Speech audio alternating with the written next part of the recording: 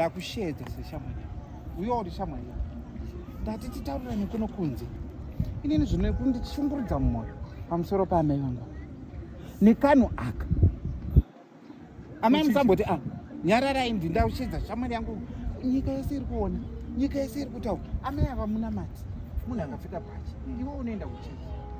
inini zviri kuitwa nekamunhu aka nandisimboni akaroora hanzvadzi yangu apa vanonhenhaidzana naamai vangu saka imbotaurawo navo nanjaza nei mama zvingaitike izvi zvinayala aiwa zvimama ndizvo ndiri kunzwa kapa zvamuri wakamboona zvichiitika here zvinotadza neiko kuitika iwe sikabera padhuze apa sobera padhuze apa aiwa saita zvinechekika iwe aiwa kamama ndose chida kugadzirisa aiwa nogadzirisa chiipa bosi makuna kamuri kuita makuna andaita kupi apa kamimi muripo pakati pazvinhu zvacho zviri kuitika hapana chandaita uyu munhu anomboputa nekunwa uyu iyo ndizvo here zviri kutaurwa panapa musavhiringidze munhu nehasha uri kutikwa iwe iwe uri kumboti chikwa iwe mama zviri kunzi ndimi uri kudanana nemukwasha uyu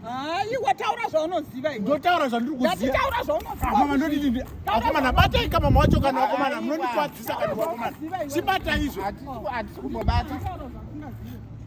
saka akomana mai unondirovesa hatisi kumbokurovesa ipata kamunhu alani itoka munhu aka koiye mukwasha wacho anoda kudya mbuya futi iwe ngaabva aenda kumba kwavo